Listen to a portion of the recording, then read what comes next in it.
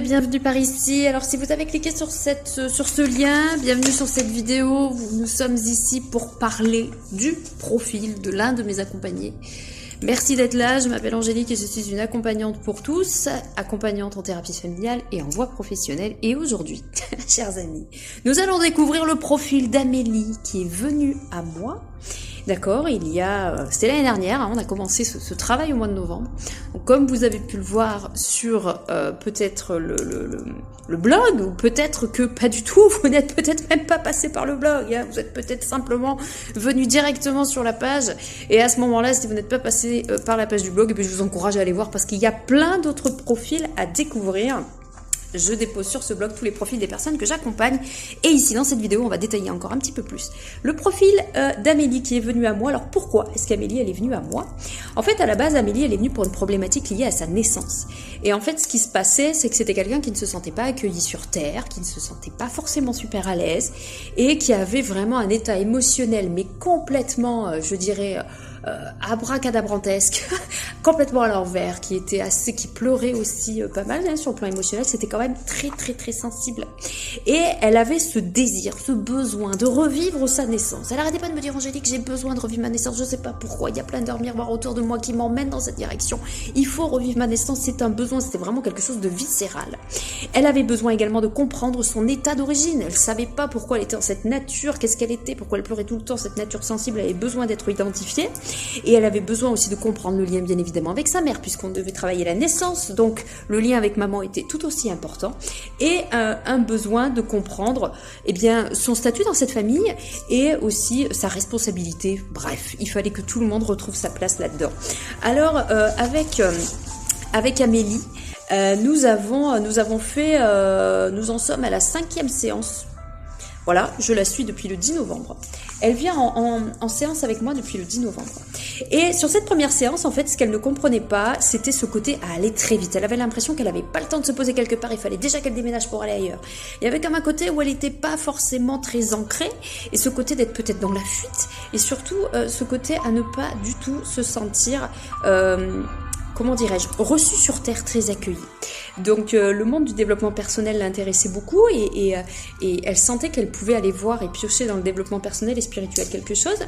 Et elle réalisait aussi qu'elle n'allait jamais au bout des choses. À chaque fois qu'elle voulait commencer quelque chose, il fallait qu'elle abandonne pour partir plus loin. C'est quand même très pénible pour elle, surtout les déménagements. Et il fallait qu'elle revienne à ses racines familiales parce qu'au milieu de tous ces déménagements, à un moment donné, elle s'est rendue compte qu'elle devait revenir à la maison. Alors elle n'avait pas forcément super envie d'y revenir. Et du coup, en allant du côté de retour à la case maison, il fallait comprendre, comme je lui ai dit, puisque quelque part la vie, hein, qui se veut thérapeute, te renvoie chez toi, mais c'est peut-être parce que tu as quelque chose à revivre sur ta naissance. Et vu qu'elle se sentait appelée par l'idée de revivre la naissance, elle me dit, mais Angélique, est-ce que c'est possible? Bien évidemment, pourquoi? Puisque la nature est tellement bien faite. Et peut-être que notre mental, notre cerveau ne se rappelle pas quand on était dans le ventre de maman, peut-être que notre mental ne se rappelle pas comment ça s'est passé quand on est passé dans ce passage un peu en force, mais notre corps, lui, n'oublie jamais. Donc j'ai proposé simplement à Amélie d'aller chercher un petit peu au niveau de sa naissance et d'aller écouter ses ressentis. Et moi, avec ma capacité intuitive et mon empathie, j'ai fait ce que j'appelle un voyage et donc je me suis connectée à elle et j'ai pu voir certaines images et ensemble, toutes les deux, car c'est du deux, nous avons réussi à revivre sa naissance, à poser des mots sur différentes choses, à replacer le décor correctement parce que tout était un petit peu mélangé. Et vu que dans ce bassin féminin, le sien, celui de sa mère, celui de sa grand-mère, les trois sont reliés, n'est-ce pas, par le biais de la mémoire, il a fallu rendre à tout le monde un peu son histoire, passer par l'état d'un passage d'âme, il a fallu faire passer peut-être aussi une petite naissance qui était là, qui avait plus rien à faire ici, un recouvrement d'âme, viens par ici, on recouvre un petit peu tout ça de manière à alléger tout cet aspect émotionnel, ce qui a permis, suite à cette séance incroyable, à Amélie de remettre les souvenirs dans l'ordre, de rendre à chacun sa place, sa chaise au milieu de toute cette partie de chaise musicale, et surtout à chacun de reprendre ses responsabilités. Avec Amélie, nous avons continué ce travail parce qu'elle a été très convaincue par la séance que nous avons faite ensemble et elle a voulu comprendre sa nature. Angélique, pourquoi je suis aussi sensible? Qu'est-ce qui se passe? Donc au travers de sa nature, ce qu'on a été, c'est comprendre la place dans la famille, de comprendre aussi le lien avec ses parents, de comprendre pourquoi elle, par rapport aux autres, elle n'avait pas eu assez d'affection, d'aller mettre des mots sur ses carences affectives, le besoin de poser des limites pour se sentir moins impactée, c'est aussi révélé à elle, et surtout sortir de cette culpabilité à être trop gentille, parce qu'elle était entourée de gens qui lui disaient ah ben arrête, tu vas te faire avoir encore une fois, et patati et patata, elle était complètement déconnectée de sa nature. Et en fait, elle avait un côté trop gentille bonne fille, comme nous donne l'éducation, qu'il fallait un petit peu mettre de côté, mais sa nature hypersensible n'avait pas encore été révélée. Et au travers de cette séance, qui était quand même assez intéressante, nous avons pu simplement poser certains mots là-dessus, et bien évidemment comprendre qui elle était au travers de sa nature sensible. Simplement à dire à Amélie, écoute, tu es une hypersensible, c'est pas une fatalité, c'est pas une maladie, c'est pas un fardeau. Si tu la regardes correctement, ça va être ta meilleure amie. Nous avons continué avec Amélie une troisième séance où nous avons parlé de voie professionnelle. Amélie avait déménagé plusieurs fois et donc sur le plan professionnel, elle était un petit peu, elle allait dans plein de choses et ce qu'elle aimait elle, c'était profondément et ce qu'elle aime toujours, c'est le soutien à l'humain, c'est l'échange humain. Et du coup, Amélie s'est ressentie dans l'élan de se réaliser professionnellement et pourquoi pas, elle s'est sentie dans l'idée de monter une auto-entreprise ou en tout cas de créer un projet en lien avec l'humain. Amélie est une personne qui travaille dans l'accompagnement éducatif et social. Elle a un diplôme dans ce secteur et elle fait de l'aide à la personne. Et elle me dit, mais tu sais Angélique, je me suis rendu compte d'une chose. C'est qu'on est là, on fait le ménage, on fait tout ce qui touche au quotidien, mais on n'est pas assez à l'écoute, on n'est pas assez dans la proximité de la personne et moi je trouve ça tragique. Parce que moi dans ma nature hypersensible, elle me dit, je ne peux pas faire que le ménage et ne pas discuter avec ces gens-là. J'ai besoin de prendre du temps pour parler avec eux parce que je ressens, de par son canal hypersensible, elle ressentait bien évidemment le côté besoin d'être accompagnée sur le plan émotionnel. Et donc, elle me dit, je considère la personne que j'accompagne quand elle est, quand je travaille chez elle pour faire le ménage, la lessive et tout ça, mais je considère aussi ses proches. Et je me rends compte que la souffrance, elle n'est pas que chez la personne vers qui je m'occupe, mais aussi vers les proches. Et ce qui est intéressant dans la plupart des profils que j'ai, c'est que j'ai des gens comme ça. Et ce métier, je le connais un petit peu, l'accompagnement, l'aide à la personne, puisque ma maman fait ce métier. Et du coup, avec Amélie, on s'est complètement compris là-dessus sur le sujet.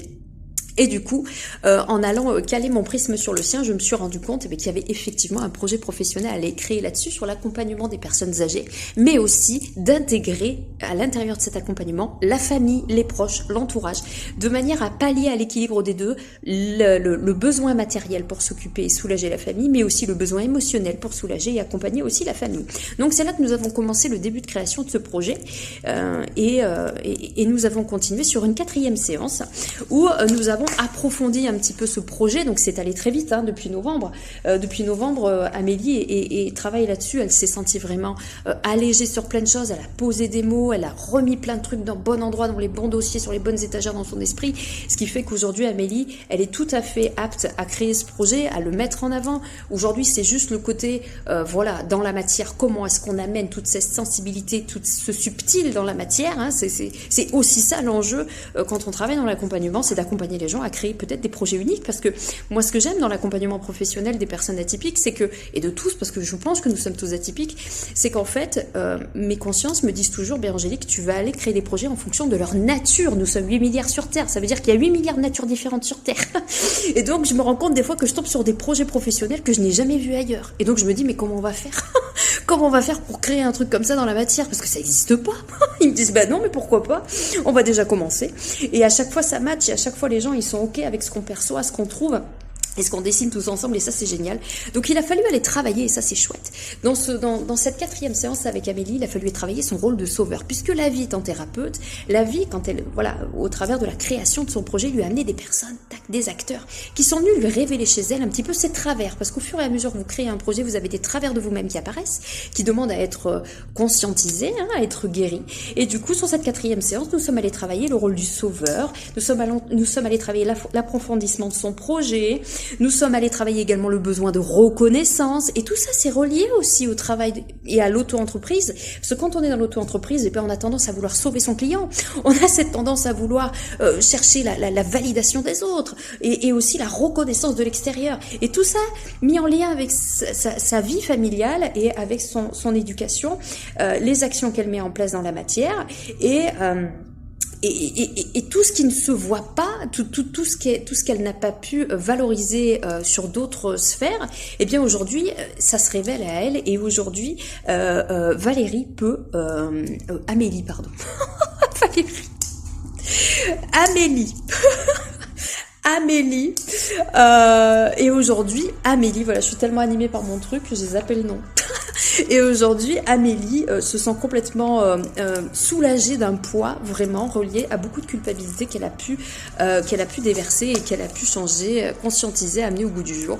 Et aujourd'hui, Amélie est vraiment partie sur un sujet différent. Voilà, je vous retrouve pour une autre vidéo sur un autre profil et je vous dis à bientôt.